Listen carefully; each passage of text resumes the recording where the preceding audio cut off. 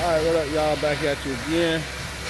All right, loaded, ready to roll. Gonna take this thing out to Arizona. Do a little vlog on this trip. Somebody asked me about flatbed with Landstar, Stepdeck, flatbed, open deck. It got to be something that you enjoy. You know what I'm saying? Now, I have no problems with it. It can be a headache sometimes. Some places you go, you definitely have to stop, check your straps every now and then. First 50 mile, 100 mile, but you start knowing the material and knowing what you got and how to secure it at the time. Because to tell you the truth, I like chaining better than I like strapping all day, every day.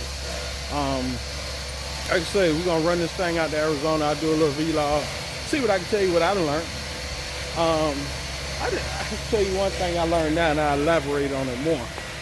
When you slide those tandems, see those wheels in the back? When you slide those tandems, you're more stable. When you have those things closed, whatever you have on that further deck tend to bounce a little bit. So that's definitely a chain or a strap you definitely have to keep an eye on. And always keep your eyes in the mirrors on your straps and chains. Ratchets. All right, I'll make a couple more clips. Holla. Hey. All right. Ain't even went 100 miles yet. Ain't even went 50 miles yet. And I saw one of my straps dangling. So I had to check it, and I tightened down a couple more straps while I was at it. But yeah. So always keep your eye on your load when you're doing this step deck flatbed stuff. You always. Because you don't want nobody pulling you down the road saying, well, I got that middle piece strapped down too. Y'all don't want nobody pulling you side the road, DOT or somebody saying you got a strap hanging, you know. Yeah. All right, holla back. Yep. All right, y'all, I made it out here to Amarillo, Texas. Stop getting a PM right quick. Wanted to make a couple of clips before I got here, but you know how I go. I'm gonna do this shower thing real quick. I'll holler back with you another clip. Yeah. All right, y'all, back at y'all. This your boy Gangster. Wasn't a good vlog of this trip. I'm gonna try to show y'all a couple of different strapping techniques, you know, different people use. I don't know how good this gonna be with me holding the camera. A lot of people leave their straps in the rung and ratchet it. You know, let's see if we can get around here.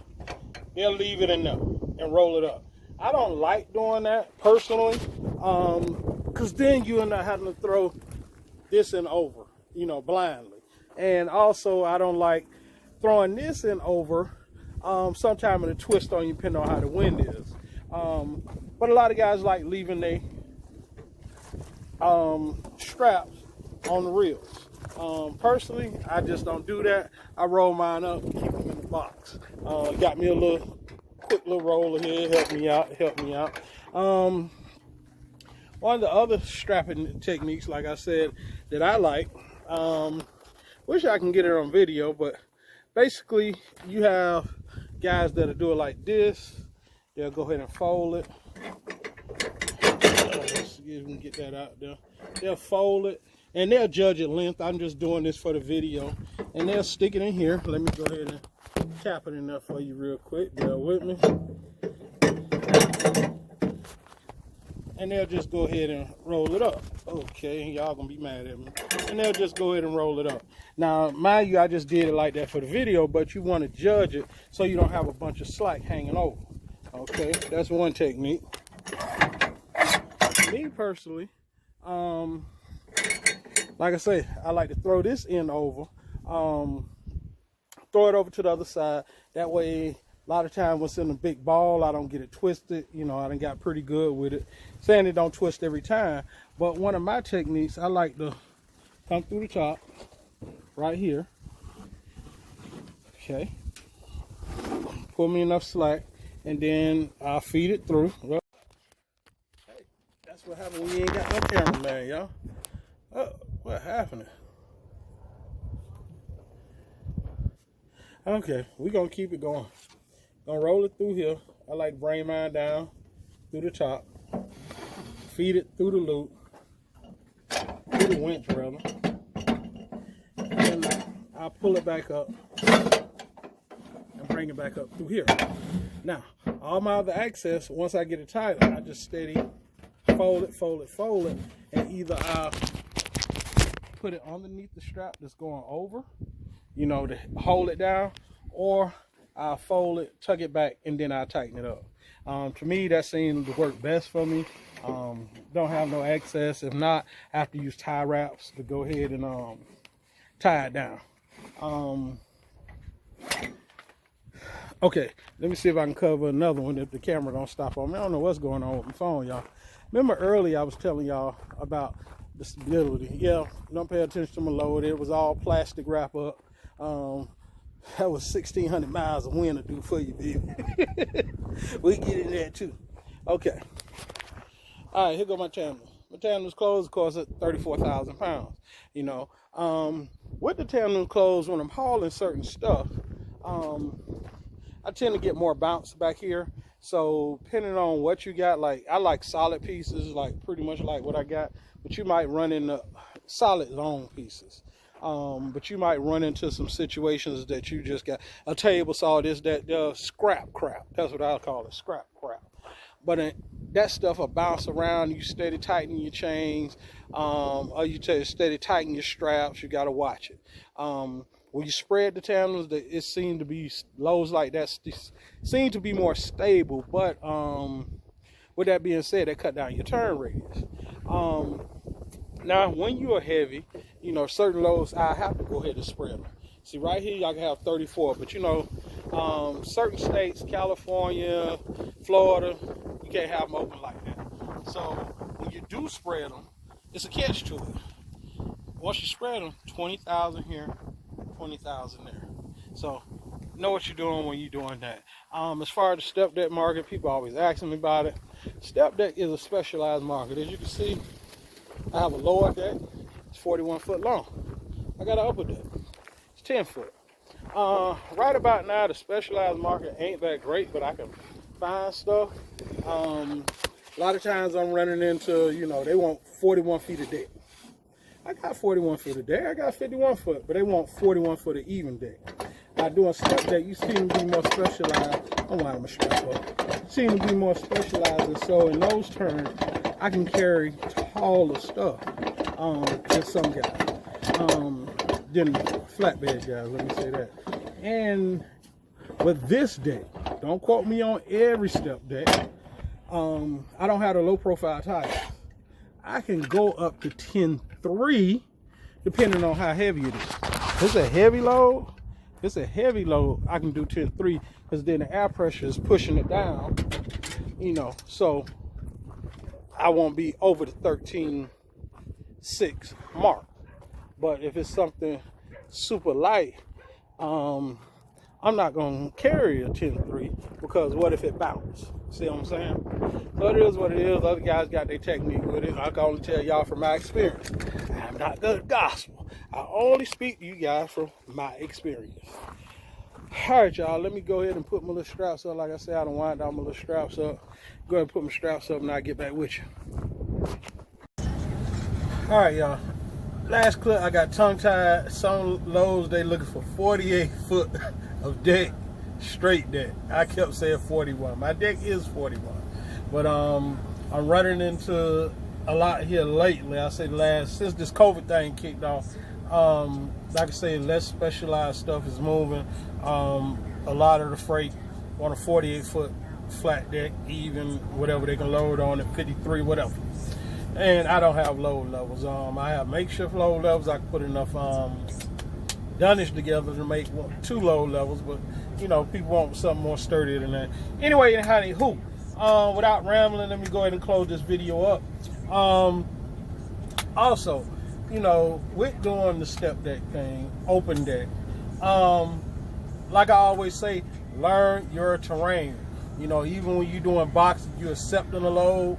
Know your terrain. You know, you don't want to, like I always say, you know, they'll have you hauling 48,000 pounds over up I-77 going from Virginia going up to Ohio. You know what I'm saying? They don't care.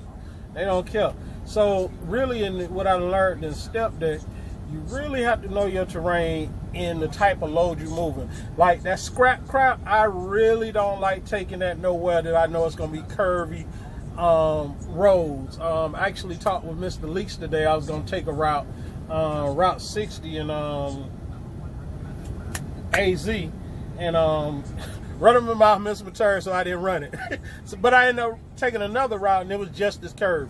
Actually, I believe it was more curvy and had quite a bit of 6 and 7% hills that I had to go down, and they was real candy.